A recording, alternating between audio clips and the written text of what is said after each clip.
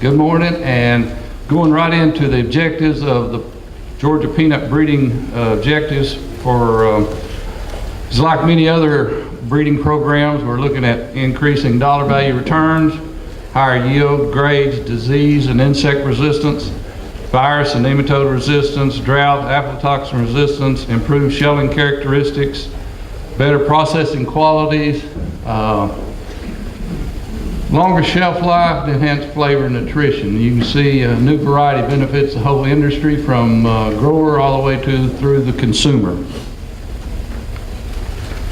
Here's a list of some of the recent Georgia runner variety types or varieties that we've released that are runners.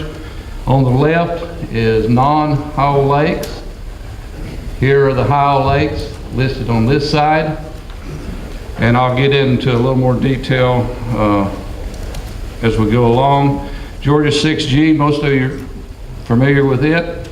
Released in 2006, so yes, it's been around a little while, but yes, it's shown a lot of good stability over these past several years. Has a medium growth habit, high level of TSWV resistance, with large runner seed size, and has proven to be very stable across many different environments.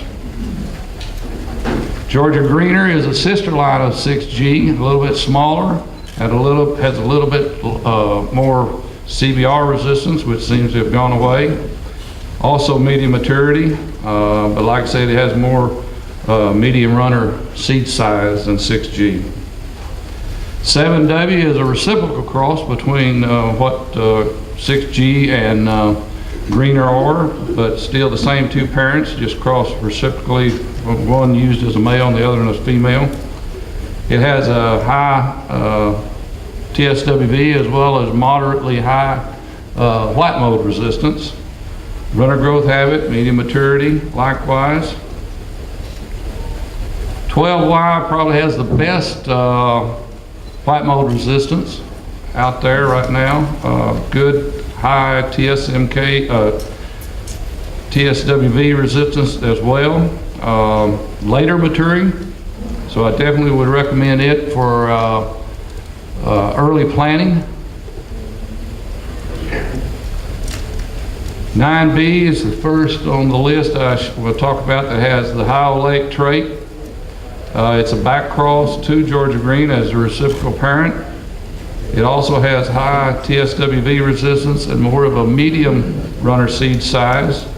The Howell Lake trait emphasizes the Howell Lake, low linoleic, which together gives you a lower saturated fat content. Not lower oil, but lower saturated fat content. 13M, I will go through it. It didn't pan out too well. 14N though, released in 2014, has root knot nematode resistance, and when we speak of resistance, we're talking about degrees of resistance. When I say root knot nematode resistance, however, here we're looking at a real high level of root knot nematode resistance.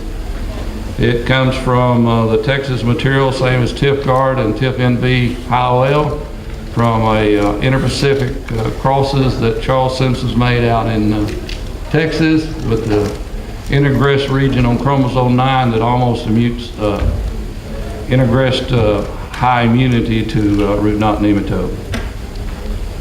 It also has the Howell Lake characteristic. It's more of a medium small seed size. I listed here, and highly recommended for field areas with high root knot nematode populations.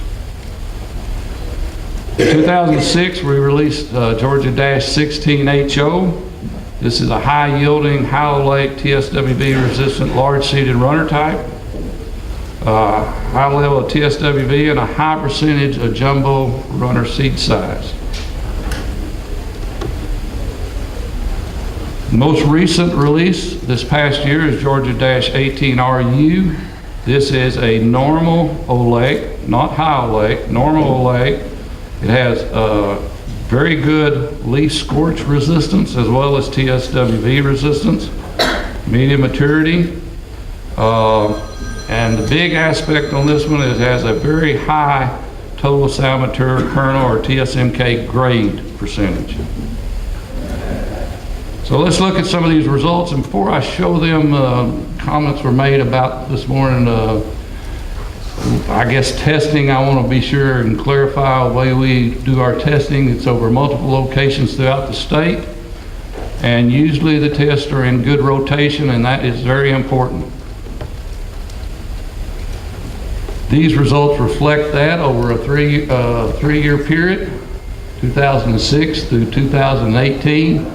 This is TSWV, tomato spotted wilt virus, percent at mid-season, about 70 days after planting.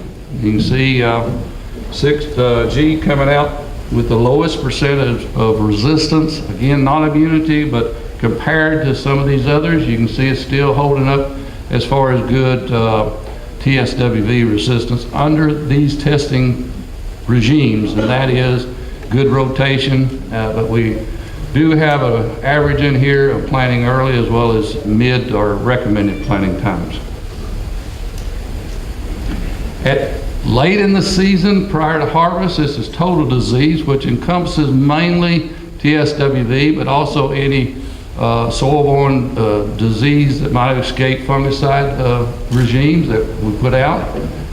You can see an increase in overall, but here again you can see 12Y because of its good white mold resistance probably, as well as some of these others coming out low on percent disease incidence, total disease incidence. Yield,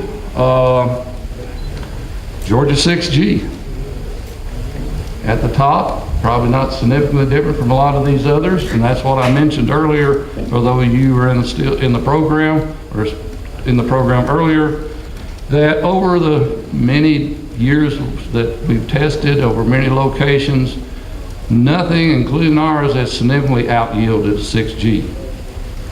But under certain conditions where you have maybe lack of rotation, where you have high disease pressure for whatever disease it is, there are some alternatives. You can see down here at the bottom some of these nematode resistant lines. The reverse would be true if we were in a high root knot nematode population. You would see these coming out on top and these others at the bottom. Tomatoes, total salmon kernel grade, TSNK percent. I mentioned to you about the new release, Georgia-18RU. You can see it has about 2% better grade than the next best ones. So that's a very positive attribute of this new variety. A lot of difference in seed size. Going from large, this is in number per pound, so the larger seed size, the fewer count per pound, and you can see the smaller seed size, the higher count per pound. That reflected in your cost per seed. Bottom line, dollar value. Here we're looking at dollar value or dollar per acre comparison amongst all these 13 runner lines. RU, 6G come out right at the top. And here again, if we were in a high population of root knot nematodes, these would probably come out on top because of the nematode pressure. So it basically depends on your rotation, what kind of disease pressure you have. If you're in good rotation, if you have good disease control, you'd expect some of these results here. So with that, I'll try to close and thank you for your attention. And I don't know if we have any time for questions or not.